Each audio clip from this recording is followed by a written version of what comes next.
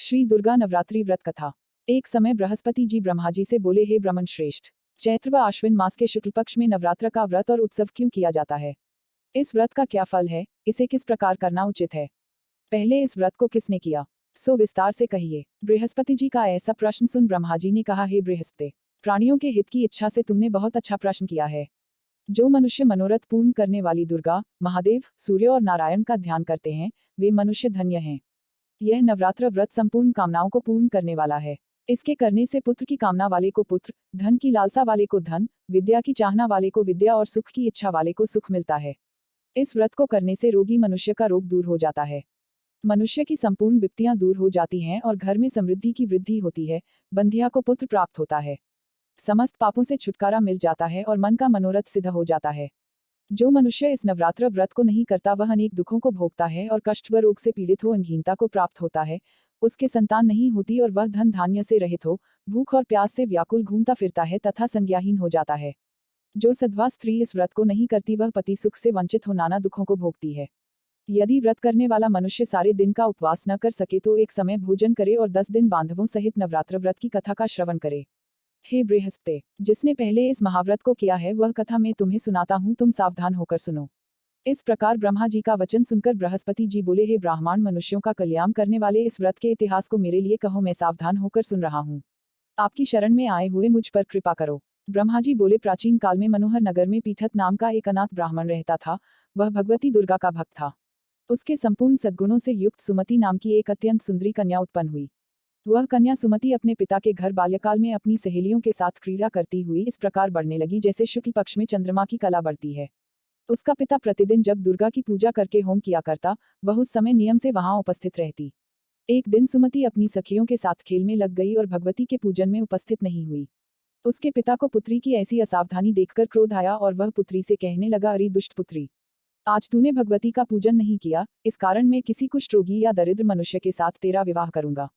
पिता का ऐसा वचन सुन सुमति को बड़ा दुख हुआ और पिता से कहने लगी, हे पिता, मैं आपकी कन्या हूं तथा सब तरह आपके अधीन हूं, जैसी आपकी इच्छा हो वैसा ही करो। राजा से, कुष्ठी से, दरिद्र से अथवा जिसके साथ चाहो मेरा विवाह कर दो, पर होगा वही जो मेरे भाग्य में लिखा है। मेरा तो अटल विश्वास है जो जैसा कर्म करता है उसको कर्मों के अनुसार वैसा ही फल प्राप्त होता है, क्योंकि कर्म करना मनुष्य के अधीन है पर फल देना ईश्वर के अधीन है। जैसे अग्नि में पड़ने से तृणादि उसको अधिक प्रदीप्त कर देते हैं। इस प्रकार कन्या के निर्भयता से कहे हुए वचन सुन उस ब्राह्मण ने क्रोधित हो अपनी कन्या का विवाह एक कुष्ठी के साथ कर दिया और अत्यंत क्रोधित हो पुत्री से कहने लगा, हे पुत्री, अपने कर्म का फल भोगो, देखे भाग्य के भरोसे रहकर क्या करती हो। पिता के ऐसे कटु वचनों को सुन सुमति मन में विचार करने लगी, हो मेरा बड़ा दुर्भाग्य है जिससे मुझे ऐसा पति मिला। इस तरह अपने दुख का विचार करती हुई वह कन्या अपने पति के साथ वन में चली गई और डरावने कुशायुक्त उस निर्जन वन में उन्होंने वह रात बड़े कष्ट से व्यतीत की।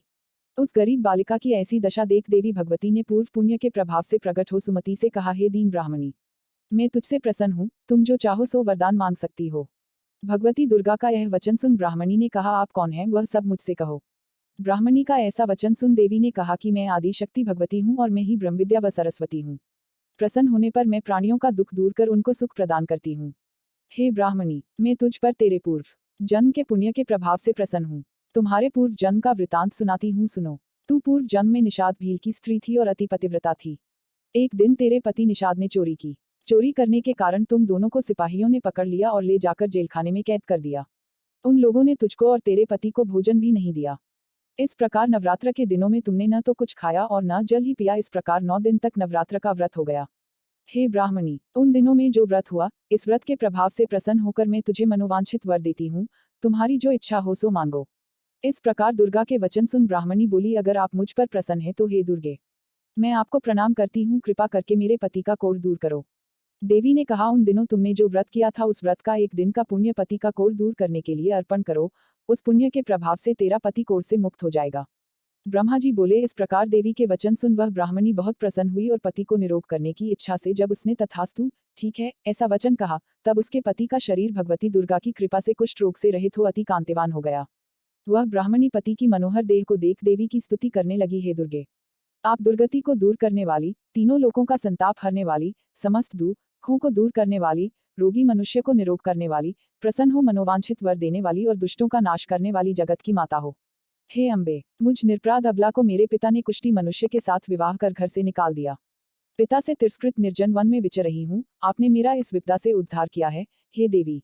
आपको प्रणाम करती हूँ, मेरी रक्षा करो। ब्रह्मा जी बोले, हे बृहस्पति। उस ब्राह्मणी की ऐसी स्तुति सुन देवी बहुत प्रसन्न हुई और ब्राह्मणी से कहा, हे ब्राह्मणी, तेरे उदाले नामक अति बुद्धिमान, धनवान, कीर्तिवान और जितेंद्रिय पुत्र शीघ्र उत्पन्न होगा। ऐसा वर प्रदान कर देवी ने ब्राह्मणी से फिर कहा कि हे ब्राह्मणी, और जो कुछ तेरी इच्छा हो वह मांग ले। भगवती दुर्गा का ऐसा वचन सुन सुमति ने कहा कि हे भगवती दुर्गे, अगर आप मुझ पर प्रसन्न हैं तो कृपा कर मुझे नवरात्र व्रत की विधि और उसके फल का विस्तार से वर्णन करें।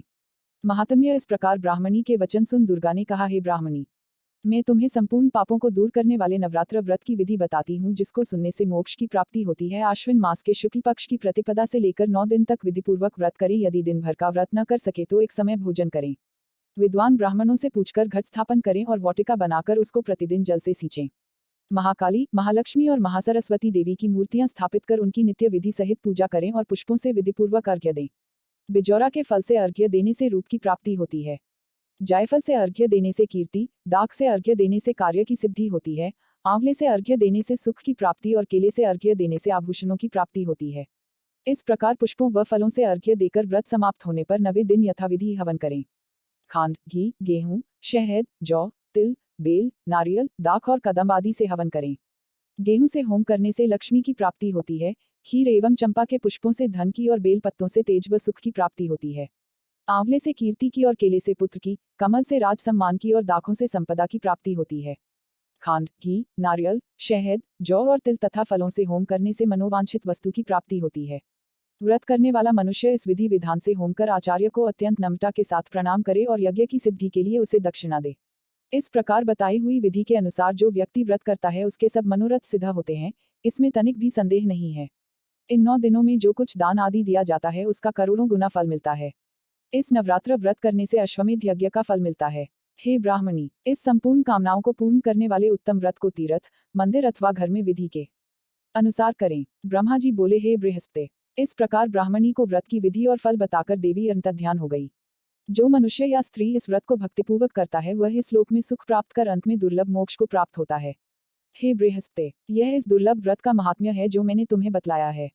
यह सुन बृहस्पति जी आनंद से प्रफुल्लित हो ब्रह्मा जी से कहने लगे कि हे ब्राह्मण, आपने मुझ पर अति कृपा की जो मुझे इस नवरात्र व्रत का महात्म्य सुनाया।